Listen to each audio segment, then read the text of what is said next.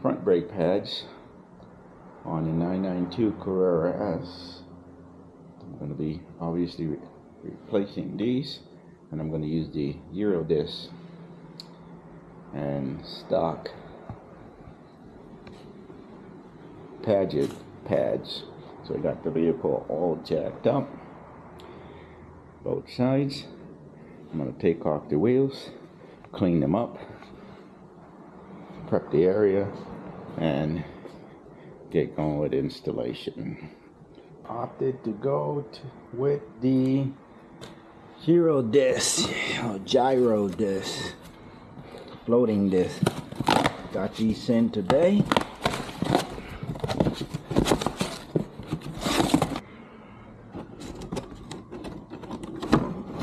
Here they are. Beautiful floating disc. A few things to note when changing these brake pads is you want to make sure you go ahead and remove this cover right here,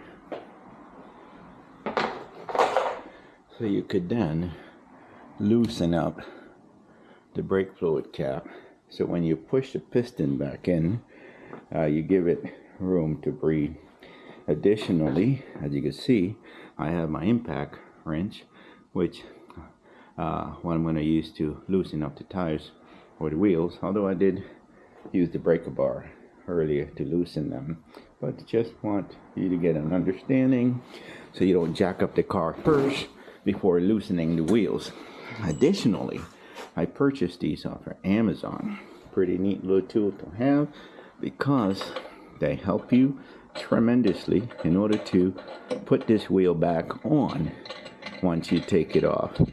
And so these alignment guides are a must in my opinion. It just makes it so much easier. So now I'm going to take these wheels off and then we'll tackle the rest.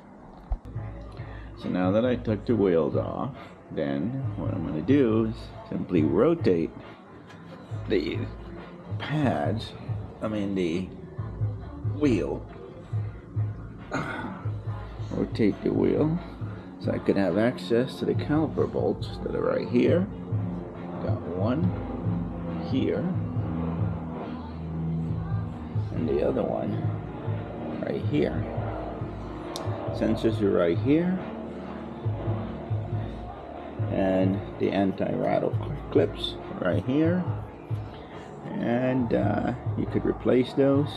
As you can see, I already have in position my T30, so I could remove the bolt that is holding the rotors in place.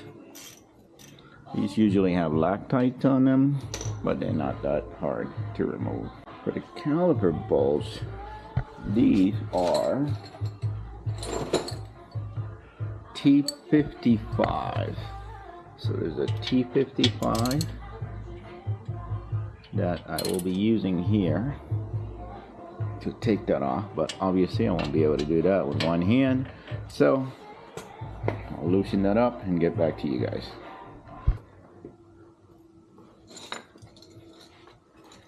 So now that I loosen up the caliper bolts,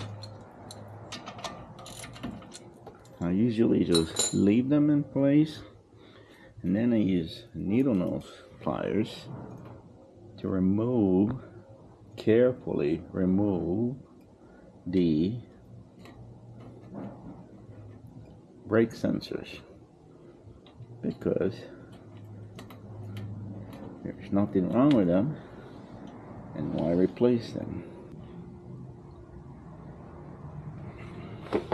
So I just want to point out something that I did right here. So with the sensors in place, I used a screwdriver, and since I'm not going to use these pads or rotors again, I went ahead and I placed this in here and kind of pushed them away slightly from on both sides from the actual rotors to create some spacing, because my rotors are close enough, the pads are close enough to the rotors, so maybe they were touching a little bit.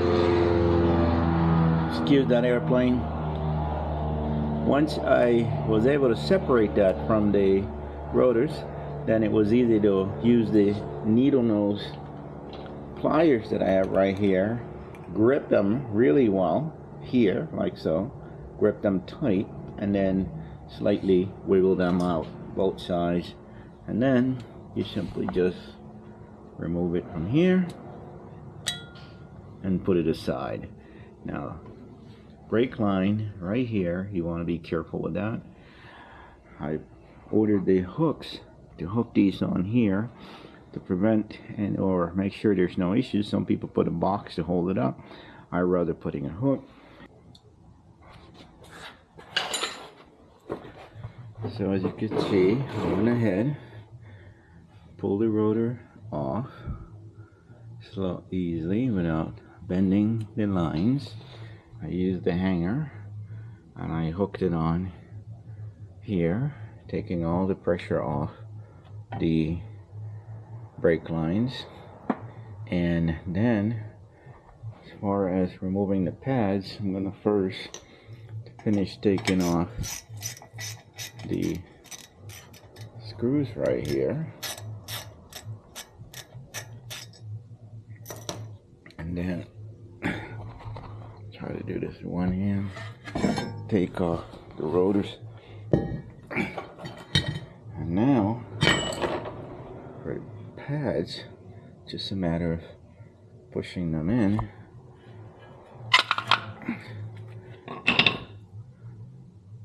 And like so.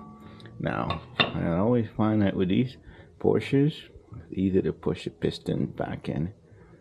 You don't really need the actual tool to push them back in. So all I do is squeeze them in with my hand like this. And that's it. They're all seated, waiting for the next. Now the next step is to use your wire brush and clean this off. Good. I usually clean this off, clean up the calipers, and as you could see, I have my wheels over there. I'm going to also clean those up and put some on brake dust treatment on there. So it's just a matter of using the wire brush, cleaning this off here. Won't bore you with all the cleaning, so I'll get back to you once I'm done with all the cleaning. Alright, and like in the movies, nice and cleaned up as best as possible, right? See if we get you some light. Calipers are cleaned up. Got my air filter, picked that up just now. Pelican parts, filters. Got the screws for the rotors. Got the caliper screws. I usually replace those. They call to replace them, so I do. I don't see a big deal. It looks fine, but I'm gonna do it anyway. And of course, the OEM brake pads. I was gonna go with ceramic pads because I hate the brake dust, but in the interest of sacrificing brake power, I decided to deal with the brake dust, which is a pain in the neck. Anyway, so now I'm going to go ahead and get the pads on and put it all back together.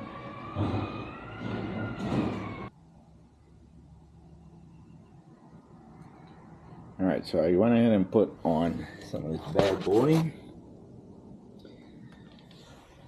to avoid any squealing, and I know I went a little generous on it, but I want to make sure I don't get any noises at all.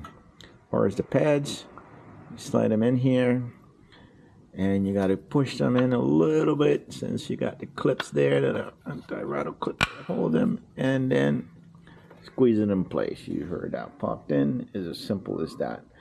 So now that you see that I did that one, I'm going gonna go ahead and hopefully you can see that.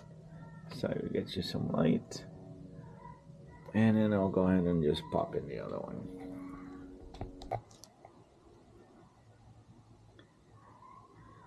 Okay, now I got the other one in. Now I got the disc, zero disc. Excited to get these on. And ready for the install. Alright, so as you can see, I put on the disc and I use my stud alignment just to hold it in place. You don't really need to do that, but I want to make sure I hold it in place.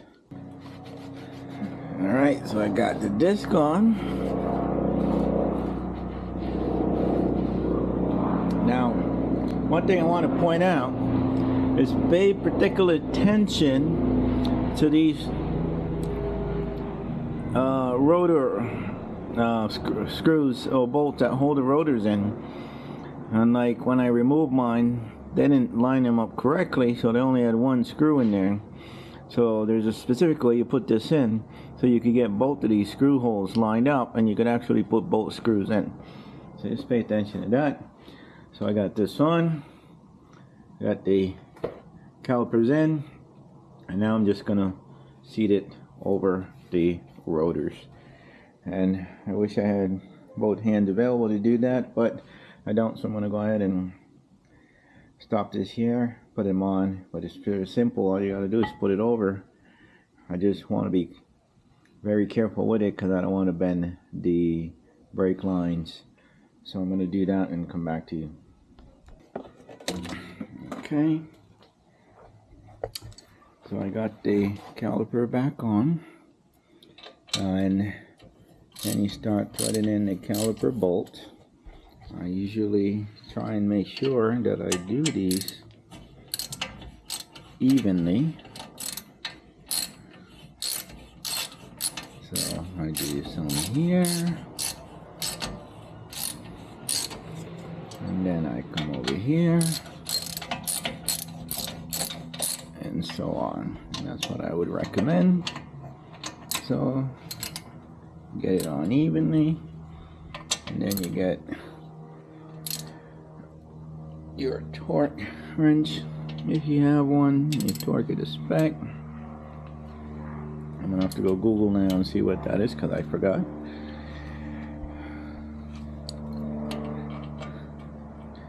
And then we'll get the sensors back on and button it up. So let's see, we'll come right here.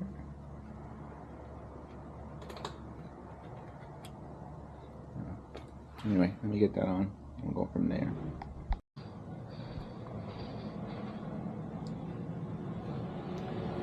Caliper bolts are in. The torque spec is between 55 and 65 foot-pounds. So if anyone wanted to know, so that's in. Everything is seated well. Now I'm just going to go ahead and get the wheels back on.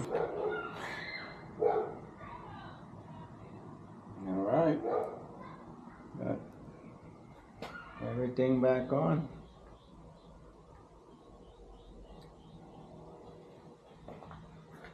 So that's it.